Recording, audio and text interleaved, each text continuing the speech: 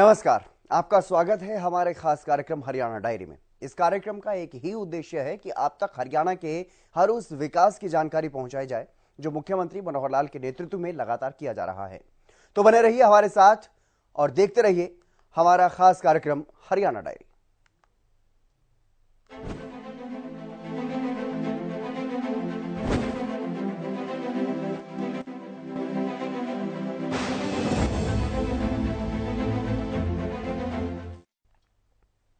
मुख्यमंत्री मनोहर लाल ने गुरुग्राम के मानेसर में पंचायती राज संस्थाओं के जनप्रतिनिधियों के साथ बातचीत की, संवाद किया और इस दौरान मुख्यमंत्री मनोहर लाल ने यह कहा कि लोकतंत्र में जनता जनप्रतिनिधियों को चुनकर जन सेवा के उद्देश्य से सहयोग करती है और ऐसे में नवनिर्वाचित सरपंच और पंच जनता के विश्वास को कायम रखते हुए ग्रामीण विकास में भागीदार बने और नवनिर्वाचित जनप्रतिनिधियों को और क्या कुछ खास संदेश दिया, सीएम मनोहर लाल ने इस खास रिपोर्ट में देखी।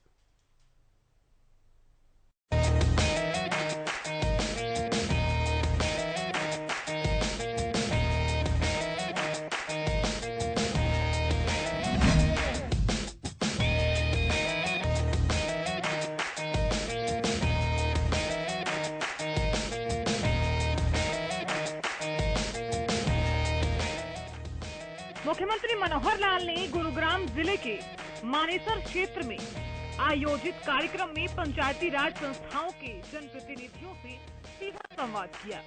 इस दौरान मुख्यमंत्री ने कहा कि आज के युग में राजा और महाराजा नहीं होते, न ही राजतांत्रिक व्यवस्था है। आज तो जनता के विश्वास पर खरा उतरता है, उसे ही जनसेवा का अवसर मिलता है। साथ ही उन्होंने कहा कि जन भावनाओं का सम्मान करते हुए इस विश्वास के जरिए प्रधानमंत्री नरेंद्र मोदी और मैं प्रधान सेवक और जनसेवक के रूप में काम कर रहे हैं। जैसे मैंने एक नारा दिया है, हरियाणा एक, हरियाणवी एक, ऐसे ही हमारा गांव भी सबका एक गांव है। सब लोग गांव के हित में सोचें। जो रानी के पेट से पैदा हो जाता था वो राजा बन जाता था। मानो पहले युवराज होता था, फिर मौके आने पर राजा बनता था। लेकिन आज जनता की जो राय है, उस राय शुमारी में से जो मशीन है जिसमें वोट डालते हैं शासन करने वाला, उसमें निकलता है और उसके माथे में जिस दिन आ गया ना वो राजा हो गया, वो उस दिन फेल हो गया। ये तो चाहे नरेंद्र मोदी है, चाहे मनोहर लाल है, ये आपके सेवक हैं। सेवक आपकी सेवा करने के लिए आए हैं। जब तक आपकी मोहर रहेगी तब तक सेवा करेंगे, निश्चित करेंगे। यही भाव हमारे पंच सरपंच के लोगों को मन में भी आना चाहिए कि हम जनता के सेवक हैं और जनता के सेवक बनकर काम करोगे तो इस जैसा आनंद ही नहीं है। वहीं सीएम मनोहर लाल ने कार्यक्रम में उपस्थित हुए नवनियुक्त पंच सरपंचों को शुभकामनाएं दी, उन्हें सुशासन का पाठ भी पढ़ाया। मुख्यमंत्री मनोहर लाल ने नवनिर्वाचित पंचायतों को सीख देते हुए कहा कि सरकार से लेकर ग्राम पंचायत तक का यही कर्तव्य है कि हर तबके, हर वर्ग और हर व्यक्ति के साथ न्याय हो। मुख्यमंत्री ने कहा कि जैसे हमने हरियाणा एक, हरियाणवी एक के सिद्धांत पर सरकार चलाई है, वैसे ही पंचायतें भी पूरे गांव को एक परिवार मानकर काम करें। आपको अपने इलाके के काम कराने चाहिए और काम कराने में नई पंचायतें जो आई हैं और खास करके उसमें भी जो नए लोग पहली बार बन के आए हैं, उनको अपनी ट्रेनिंग लेनी चाहिए कैसे काम कराना है। इस बार हम प्रबंध करने वाले हैं कि अगले महीने ही सब पंचों सरपंचों के सबके प्रशिक्षण कार्यक्रम शुरू होंगे कि एक अच्छी सरकार कैसे चलाई जाती है और आप अच्छी सरकार चला सकते हो। किसी से भेदभाव नहीं करेंगे। गांव में सब वर्ग के लोग होते हैं, सब बिरादरियों के लोग होते हैं, सब कैटेगरी के, पढ़े लिखे, अनपढ़, आयु के हिसाब से महिलाएं हैं, पुरुष हैं, अलग अलग मोहल्ले हैं, इन सबके साथ न्याय होना चाहिए। इस दौरान मुख्यमंत्री मनोहर लाल ने कहा कि आने वाले समय में जल्द ही पंच सरपंचों की शपथ ग्रहण कार्यक्रम भी करवाया जाएगा, जिसके बाद सभी पंचायत में विधिवत तौर पर अपना काम शुरू करें।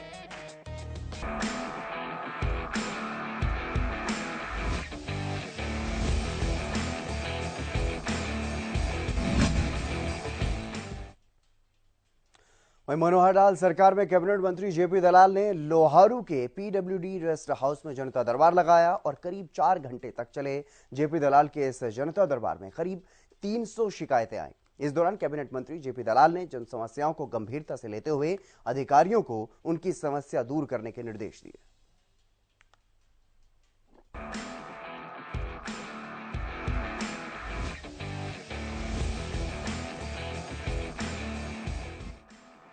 कैबिनेट मंत्री जेपी दलाल की ओर से जनता दरबार लगाया गया। जेपी दलाल के जनता दरबार में करीब 300 शिकायतें आईं। इस दौरान जेपी दलाल ने जन शिकायतों को देखते हुए अधिकारियों को कहा कि अधिकारी जनसेवक बनकर जन शिकायतों को गंभीरता से लें, उनका समाधान करें, सुनिश्चित करें कि आमजन को कोई परेशानी न उठानी पड़े।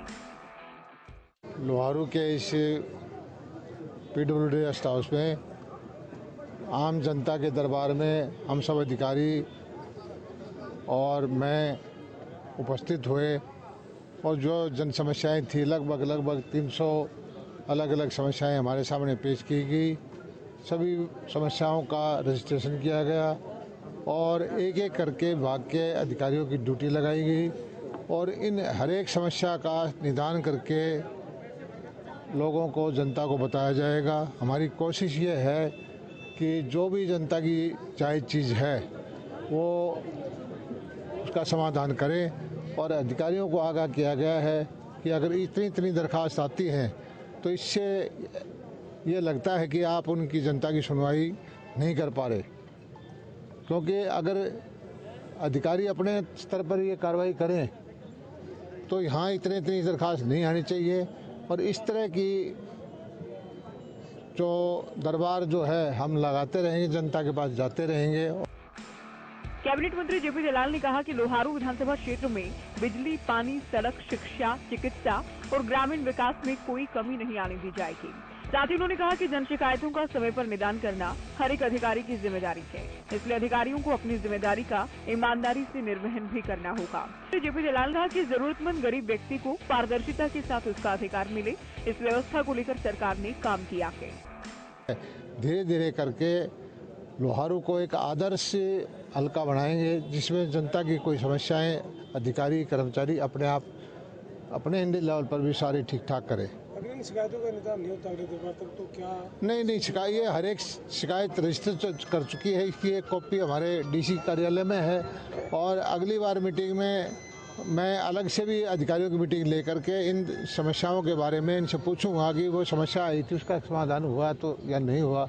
जिस लेवल का समस्या है, चाहे प्रदेश स्तरीय है, जिला स्तरीय है या लोहारू के स्तर पर है, निश्चित तौर पर समाधान होगा।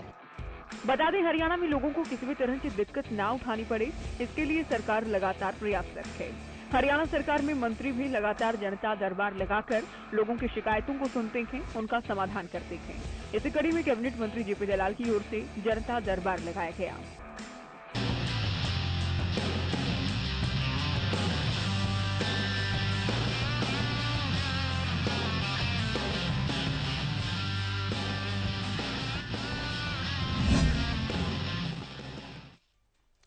प्रधानमंत्री नरेंद्र मोदी और मुख्यमंत्री मनोहर लाल के प्रयासों से बनी भारत की पहली स्किल यूनिवर्सिटी के सार्थक परिणाम अब सामने आने लगे हैं।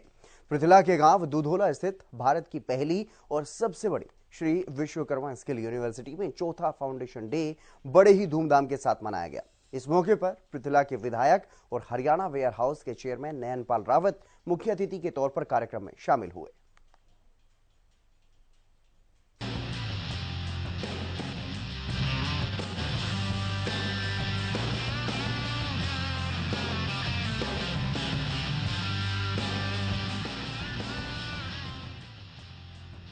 प्रधानमंत्री नरेंद्र मोदी और मुख्यमंत्री मनोहर लाल के प्रयासों द्वारा बनाई गई श्री विश्वकर्मा स्किल यूनिवर्सिटी में चौथा फाउंडेशन डे धूमधाम से मनाया गया।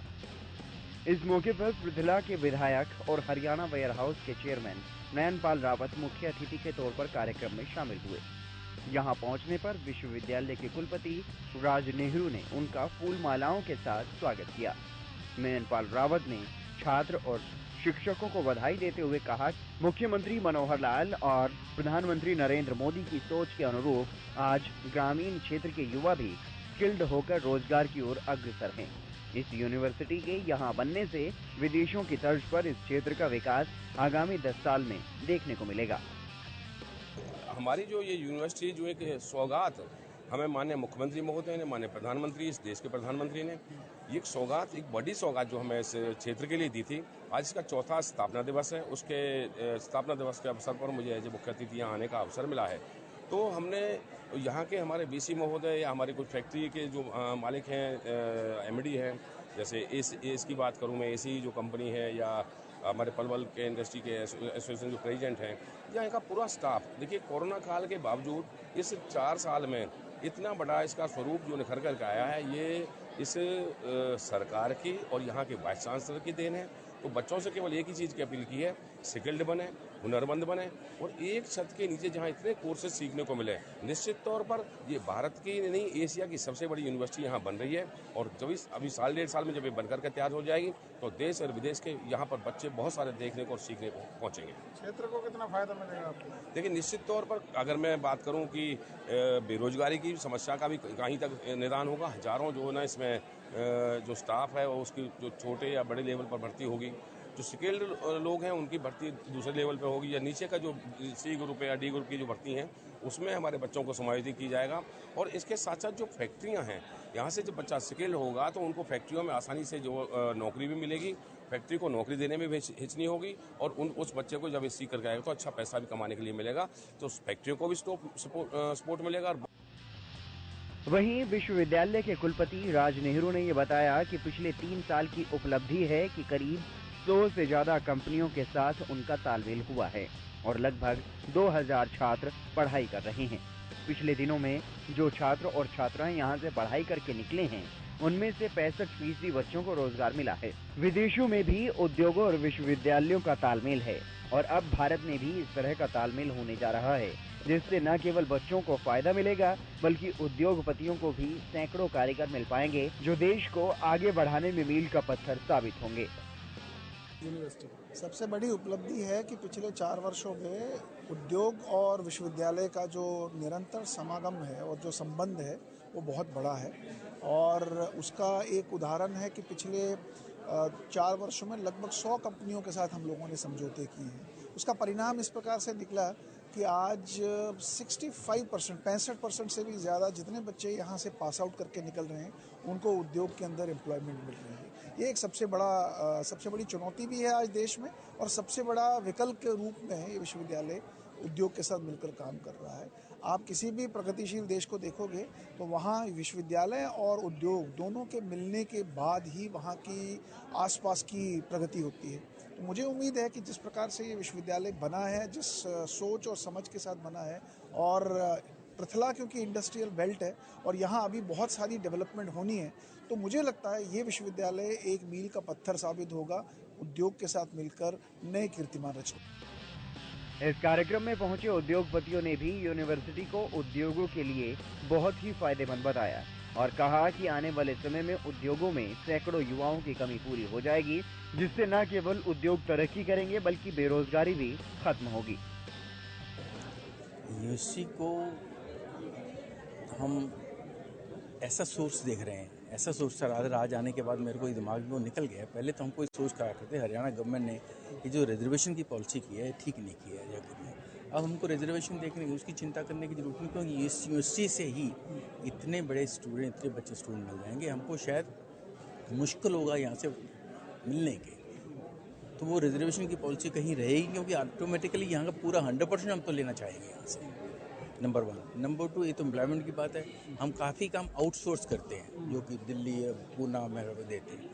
यहाँ के बच्चे ही इतने स्किल्ड वाले होंगे, आउटसोर्स उनको काम जब मिलेगा, छोटा बड़ा काम जो मिलेगा, काम करेंगे यहाँ पे, अपना सेल्फ एम्प्लॉयड जो होंगे उनसे हम आउटसोर्स करवाएंगे, तो हमारी समस्या तो सारी सॉल्व हो जाएंगी। लॉजिस्टिक प्रॉब्लम, रोजगार भी उपलब्ध होगा, मदद मिलेगी और हमको हमारी टेंशन दूर हो जाएगी। ज़बरदस्ती जो सरकार 75% उसकी समस्या ऑटोमेटिकली दूर हो जाएगी, क्योंकि हम तो लोकल ही रखेंगे। इसलिए हम शुक्रगुजार हैं हमारा बीसी साहब जिन्होंने यहाँ क्रिएट की, और सरपंच जिन्होंने ज़मीन दी, एक टुकड़ा भी 1 इंच भी देने में बड़ी मुश्किलात होती है आज की डेट में दे दी है। इन्होंने तो 87 एकड़ दी हुई है, सरपंच लैंड दी हुई है, नो डाउट, पर फिर भी दी तो है। और हमारे ऐसे MLA साहब जिन्होंने he is creating a wonders over है, we thank you, I thank the university. ये पहले कहूँगा कि इसके आने से पहले 1 करोड़ एकड़ की जमीन मिल रही थी, अब 3 हो गई। तो आप देखिए प्रोग्रेस कितनी हो रही है। प्रॉपर्टी डीलिंग में फायदा पहुंचेगा। प्रॉपर्टी डीलिंग में ग्रोथ हो रही है। यूनिवर्सिटी के आने से उद्योग आ गए ना, उद्योग की डिमांड, जगह की जगह डिमांड बढ़ गई, क्योंकि जब हम फैक्ट्री लगाते हैं तो देखते हैं कि आने जाने की ट्रांसपोर्टेशन इंफ्रास्ट्रक्चर क्या है, वहाँ एम्प्लॉयमेंट लोग हैं ऐसे जो एम्प्लॉय कर सकते हैं। ऐसा नहीं कि मतलब लंदन से लोग बुलाने पड़ेंगे। तो अब जब घर में ही आदमी मिलेंगे तो डेफिनेटली फैक्ट्रियाँ लग रही हैं, इसीलिए चारों तरफ फैक्ट्रियाँ लग रही हैं, इसलिए हर एक चीज़ ग्रोथ हो रही है। आपको बता दें कि प्रधानमंत्री नरेंद्र मोदी और मुख्यमंत्री मनोहर लाल के प्रयासों से बनाई गई यूनिवर्सिटी से युवाओं को भी रोजगार की उम्मीद है और यहां से पढ़ाई करके निकल चुके लगभग 65% बच्चों को रोजगार मिल भी चुका है।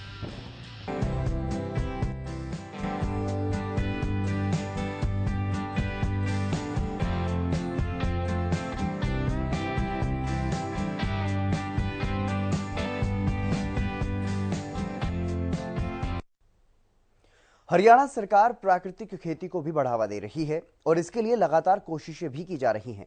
मनोहर सरकार ने प्राकृतिक खेती पोर्टल भी शुरू किया हुआ है, जिस पर किसान पंजीकरण करवा करके प्राकृतिक खेती में जहां अपनी रुचि दिखा रहे हैं तो वहीं कई गुना मुनाफा भी कमा रहे हैं।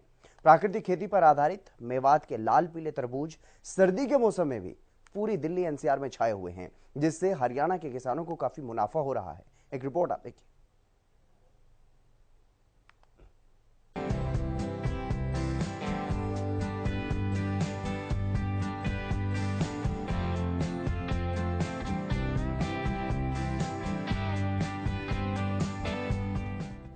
हरियाणा सरकार राज्य में प्राकृतिक खेती को प्रोत्साहन देने के लिए हर संभव प्रयास कर रही है। प्राकृतिक खेती को बढ़ावा देने के लिए प्रदेश सरकार द्वारा कई योजनाएं भी चलाई जा रही हैं। इन योजनाओं का परिणाम है कि अब किसान रासायनिक खेती से प्राकृतिक खेती की तरफ जा रहे हैं। हरियाणा सरकार की इन योजनाओं के चलते किसान मुनाफा भी कमा रहे हैं। यही कारण है कि सर्दी के मौसम में भी मेवाती लाल पीला तरबूज NCR में जहां धूम मचा रहा है, तो वहीं तरबूज की खेती करने वाले किसान 25,000 रुपए खर्च करके 1 एकड़ में करीब 2.5 लाख रुपए का मुनाफा अर्जित कर रहे हैं। प्राकृतिक और जैविक खेती ये हमारे लिए बहुत महत्वपूर्ण विषय रहेगा। एक तो जीरो बजटिंग, बजट कम हो, बजट ज़्यादा होने से ही अनवाइबिलिटी है खेत की। फिर उसमें केमिकल्स के ऊपर आधारित जितने खेती है, जो इस समय जितने प्रोडक्ट्स हैं, उससे बीमारियां बढ़ती हैं। तो हम केमिकल्स का उपयोग कम करके और प्राकृतिक खेती, गोबर की आधारित खेती जो हमारे परंपरागत तरीके होते थे, या फिर आजकल उसके अंदर सुधार होकर के नई नई चीज़ें मिला करके उसमें और खाद जो बनाए जाते हैं जैविक और प्राकृतिक खाद, उसके ऊपर आधारित खेती को हम आगे बढ़ाएंगे। और 100 क्लस्टर इसमें पहली बार 25-25 एकड़ के हम बनाएंगे, उनको सुविधा सहायता जरूर देंगे। पशुपालन की भी बहुत सी चीज़ें, नई जो टेक्नोलॉजी आई है एम्ब्रियो ट्रांसफर टेक्नोलॉजी, इसमें बछड़े होने पर और उनको 10,000 रुपये का एक अनुदान हर बछड़े पर, ताकि नई नस्ल उसके अंदर सुधार हो और वो कैसे ज़्यादा दूध देने वाली जो नस्लें हैं उन नस्लों को किस तरह से आगे बढ़ा सके। दिल्ली से सटे हरियाणा के नूंह जिले के बागवानी विभाग की निगरानी में मेवात में पहली बार सर्दी के मौसम में गांव खोड़बसी में किसान हकमुद्दीन ने 3 एकड़ जमीन में तरबूज लगाया है। उन्होंने 2 एकड़ में लाल किस्म और 1 एकड़ में पीले किस्म का तरबूज बोया था, जो अब फल देने लगा है। अगले वर्ष मेवात के नूंह जिले के 50 किसान करीब 125 एकड़ में तरबूज की फसल लगाने की तैयारी कर रहे हैं।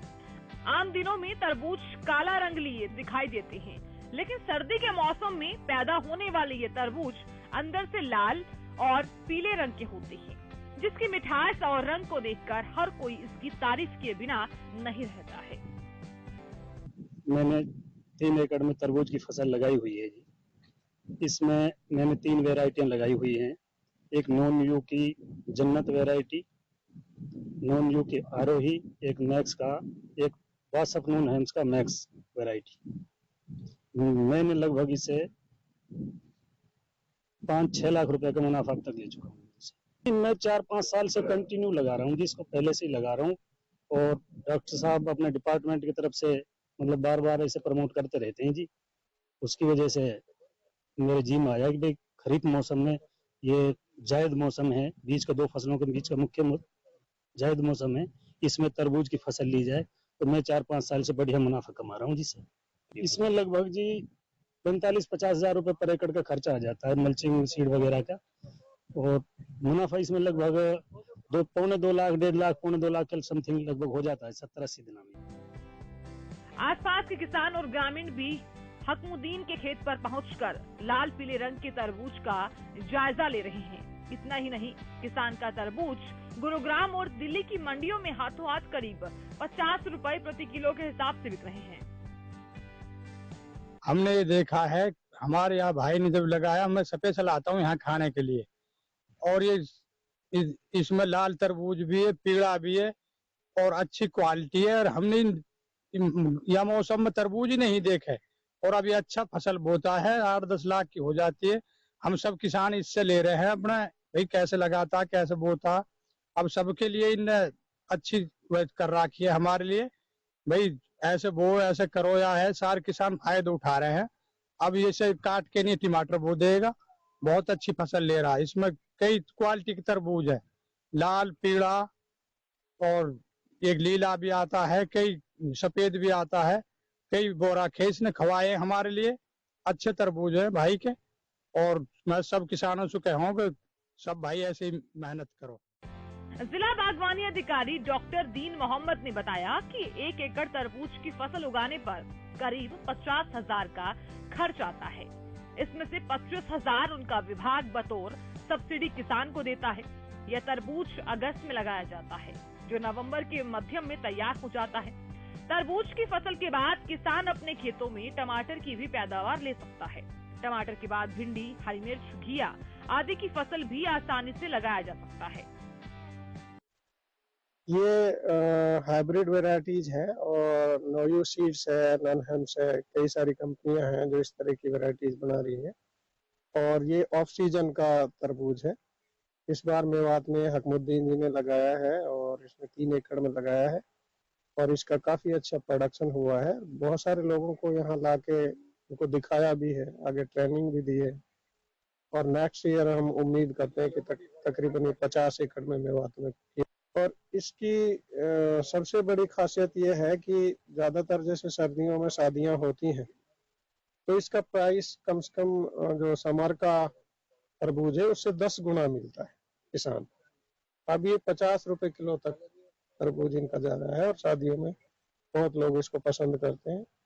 और येलो कलर का भी है, रेड कलर का भी। ऑन एन एवरेज ये तकरीबन इसमें नेट प्रॉफिट 2 लाख के करीब पर एकड़ हो जाता है।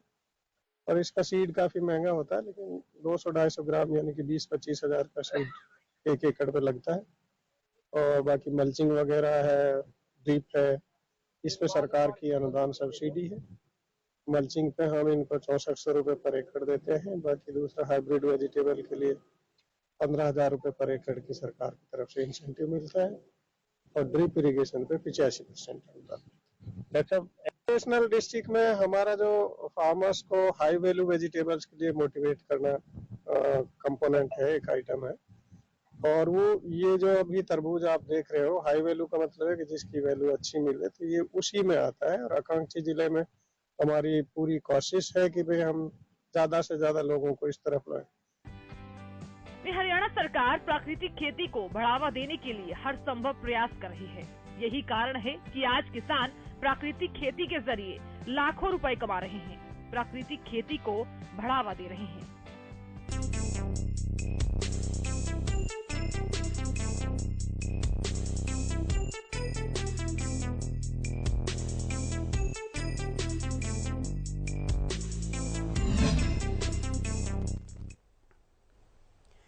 हरियाणा की मनोहर सरकार के प्रयासों से धर्मनगरी कुरुक्षेत्र में अंतर्राष्ट्रीय गीता महोत्सव का आयोजन किया जा रहा है। धर्म क्षेत्र में गीता महोत्सव की धूम देखने को मिल रही है। देश विदेश से यहां पर लाखों की संख्या में पर्यटक पहुंच रहे हैं। वहीं मनोहर सरकार ने गीता महोत्सव में आने वाले सभी श्रद्धालुओं और पर्यटकों को एक और तोहफा दिया है। क्या है वो खास सौगात, इस रिपोर्ट में आप देखिए।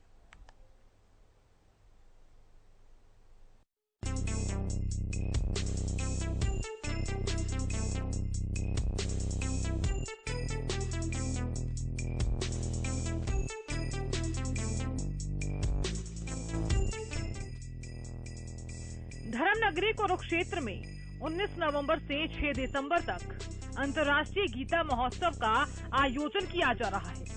अंतर्राष्ट्रीय गीता महोत्सव में देश और विदेश से लाखों की संख्या में लोग पहुंच रहे हैं। हरियाणा सरकार ने भी हरियाणा के 8 जिलों से कुरुक्षेत्र जाने वाले यात्रियों को बड़ी राहत देते हुए रोडवेज की बसों में 50% छूट देने का फैसला लिया है।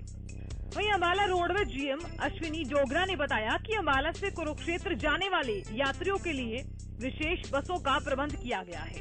उन्होंने बताया कि अंतर्राष्ट्रीय गीता महोत्सव में जाने वाले यात्रियों को 50% किराए में छूट दी जा रही है।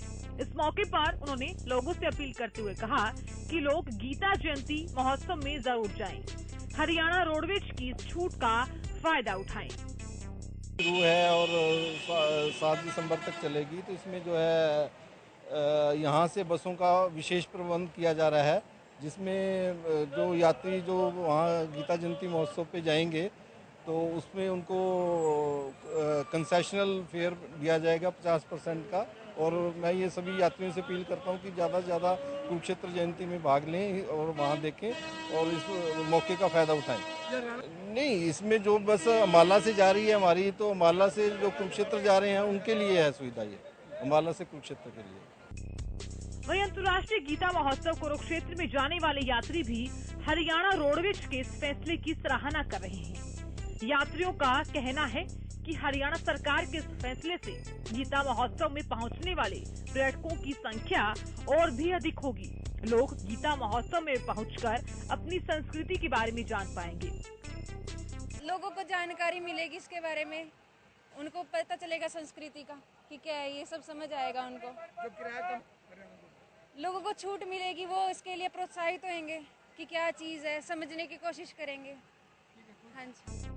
वहीं अंतर्राष्ट्रीय गीता महोत्सव में कला और संस्कृति से संबंधित अलग अलग कार्यक्रम प्रस्तुत किए जा रहे हैं, जिसके चलते लोगों को न सिर्फ अपनी संस्कृति के बारे में ज्ञान मिलता है, बल्कि वे महोत्सव में जाकर अलग अलग प्रदर्शनियों को भी देख सकते हैं।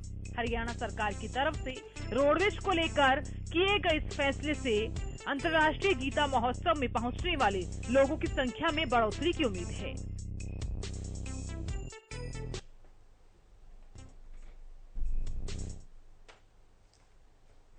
मुख्यमंत्री मनोहर लाल के कुशल नेतृत्व में हरियाणा प्रदेश लगातार विकास की ओर अग्रसर है। ऐसे में हरियाणा का हर वर्ग सरकार के कार्यों से काफी संतुष्ट नजर आ रहा है, क्योंकि हरियाणा सरकार का एक ही मकसद है कि प्रदेश के अंतिम व्यक्ति का विकास किया जा सके। फिलहाल हमारे खास कार्यक्रम हरियाणा डायरी में आज के लिए बस इतना ही। आप देखते रहिए हरियाणा न्यूज।